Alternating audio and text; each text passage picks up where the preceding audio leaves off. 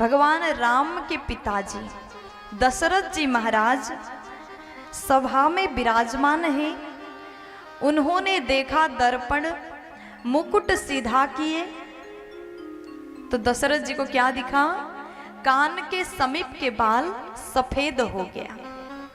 महाराज दशरथ मन में विचार करते हैं, वृद्धावस्था आ चुका है, अब भी हम भजन नहीं करेंगे तो कब करेंगे? जबकि महाराज चक्रवर्ती जी जीवन के हर क्षण भगवान को याद करते हैं। राम के बिन उनका दिन शुरू ही नहीं होता। राम नाम बोलते हैं और राम नाम जपते जपते सोते हैं। हर समय भगवान को याद करने के बाद भी जब सफेद बाल दिखाई दिया तो मन में विचार करते हैं कि अब समय आ गया, ये राज सत्ता को छोड़ करके, राजभार अब त्याग करके मुझे आराम से भजन करना चाहिए। तुरंत उठ गए, गुरुदेव के पास में पहुंचे दशरथ जी और गुरुदेव से प्रार्थना किया कि गुरुजी, मेरा एक निवेदन है, आप स्वीकार करिए। गुरुदेव बोले, बताइए महाराज, आप क्या चाहते हैं? तब गुरु वशिष्ठ से दशरथ महाराज बोले कि गुरुदेव, मैं चाहता हूं श्री राम जी का राज्याभिषेक हो, श्री राम को युवराज के गद्दी पर विराजमान करवाना है। इसलिए आप बताइए कौन सा मुहूर्त सुंदर है, सही मुहूर्त देख करके आप बता दीजिए।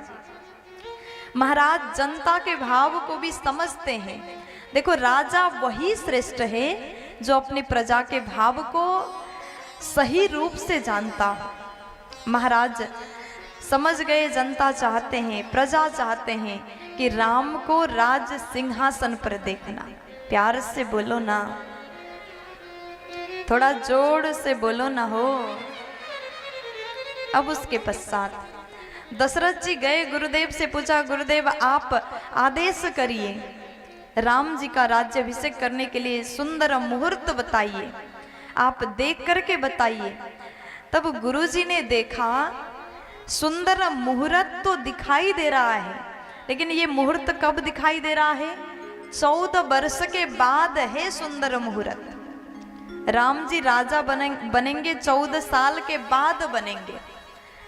लेकिन गुरुदेव सोचे कि महाराज को हम कैसे बता दें, जिस सुंदर घड़ी का आप इंतजार कर रहे हैं, जिस पल के लिए आप बेचैन हो रहे हैं महाराज, वो घड़ी अभी नहीं आने वाला, वो समय तो 14 साल के बाद आएगा। लेकिन गुरुदेव बता नहीं पाए क्योंकि सामने वाला इतना प्रसन्न है, तो क्या बताएं।